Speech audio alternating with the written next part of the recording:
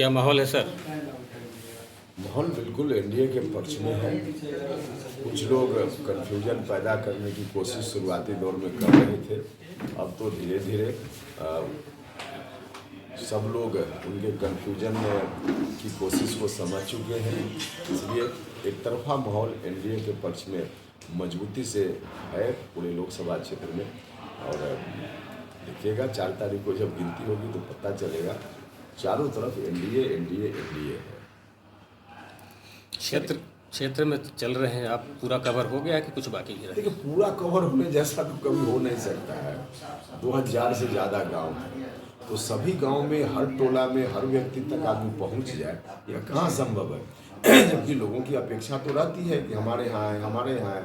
कोशिश लगातार हम लोग कर रहे हैं, लेकिन सभी जगह तक पहुँचना संभव नहीं है। फिर भी कोशिश है कि अधिक से अधिक जगह तक हम लोग पहुँचें। देवकुंड में आप केंद्रीय विद्यालय खोलने की कोशिश किए थे।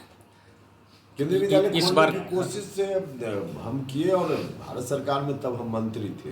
मंत्री रहते हुए जो भी काम उस विद्यालय के खोलने के लिए आवश्यक था, हमने सब काम कर दिया। विद्यालय स्वीकृत कर दिया। आज भी विद्यालय स्वीकृत है भारत सरकार की फाइल में। स्थानीय स्तर पर थोड़ी औपचारिकता होनी थी जो नहीं हो पाई, जिसके चलते विद्यालय उस वक्त नहीं बना।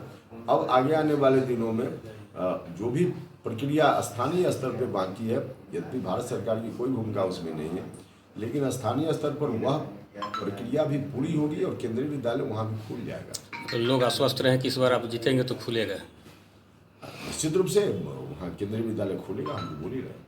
सर, आपके खिलाफ एक दुष्प्रचार किया जा रहा है कि आपने ईडब्ल्यूएस आरक्षण का विरोध किया था संसद में, इसमें क्या सच्चाई है? नहीं, इसमें तो जो हमने भाषण दिया पार्लियामेंट में, अब तो आ गया है, लोगों के बीच चल रहा है। अब किसने डाला, कहाँ डाला, मुझको नहीं मालूम, लेकिन चल रहा है। और उसमें हमने भाषण दिया है। भाषण के बाद बिल के पक्ष में हमने मतदान किया है।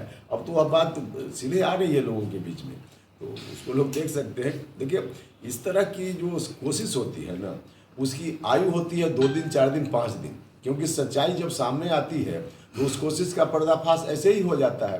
तो जिसकी चर्चा आप कर रहे हैं, लोगों ने कोशिश जरूर की, लेकिन कहीं से किसी ने डाल दिया पार्लियामेंट में जो हमारा स्पीच है। और पार्लियामेंट में जो स्पीच है वो तो पब्लिक डोमेन में है ना, तो किसी ने डाल दिया और सब लोग देख रहे हैं। तो अब स्थिति बिल्कुल साफ है कि हमने विरोध नहीं बल्कि पक्ष में मतदान किया था। जी सर, डालमिया उद्योग समूह बहुत लोगों को रोजगार देता था, इस पर बहुत बात हो चुकी है। क्या इस बार अगली सरकार आपकी बनती है तो कुछ होगा इस पर? हाँ, निश्चित रूप से होगा। डालमिया नगर में रेल का कारखाना खोले 2014 में, जब हम यहाँ प्रतिनिधि चुने गए तो उस वक्त हमने इस प्रस्ताव पर गौर किया, और कई तरह की बाधा थी कारखाना खोलने के रास्ते में। उन तमाम बाधाओं को धीरे धीरे हमने दूर कर दिया। उसी वक्त सारी स्थिति, मतलब शिलान्यास तक की स्थिति तक उसको हमने पहुंचा दिया। लेकिन अब आज की तारीख में हम 5 साल से यहाँ प्रतिनिधि नहीं हैं। हमने पता किया है, पता चला कि जहाँ हम छोड़ कर गए थे वहीं का वहीं वह प्रस्ताव पड़ा हुआ है। इस बार मौका मिलेगा तो सारी बाधाएं पहले से दूर की जा चुकी है, तो इस बार सीधे शिलान्यास का काम होगा और इसी कार्यकाल में वह काम पूरा भी होगा, लोगों को रोजगार मिलेगा। काराकाट क्षेत्र में कई जगह वोट बहिष्कार भी लोग कर रहे हैं, इस पे देखिए, वोट बहिष्कार पूरे प्रदेश में कहीं कहीं से खबर आती है। वोट बहिष्कार किसी समस्या का समाधान नहीं है, लोगों को समझना चाहिए।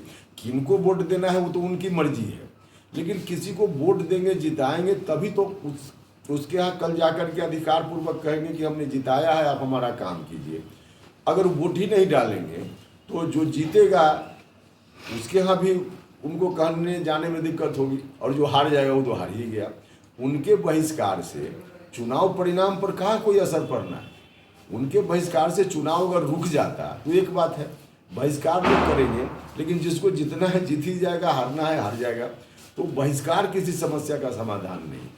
वर्तमान में जो एनडीए में जो सांसद है प्रतिनिधि, उनके जगह पर 5 साल रहने में विकास नहीं किए हैं। इस जगह लोग जगह जगह पर लोग विरोध कर रहे हैं। नहीं, इसका मुँह से संबंधित विषय नहीं इस पर। आज सर ये करें कि आप कहते हैं कि पवन सिंह को लालू यादव भेजे हैं, और तेजस्वी यादव कहते हैं कि पवन सिंह को बीजेपी भेजी है।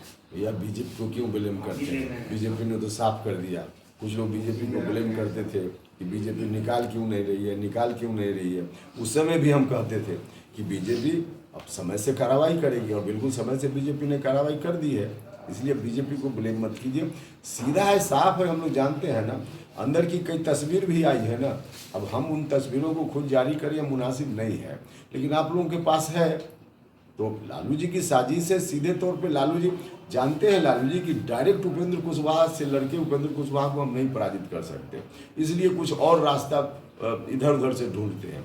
लेकिन उनको मालूम होना चाहिए कि कोई रास्ता ढूंढ ले, उपेंद्र कुशवाहा के रास्ते में लालू जी तो बाधा नहीं खड़ी करने में सफल नहीं हो पाएगी लालू। आप भी उनके साथ रह चुके हैं सर।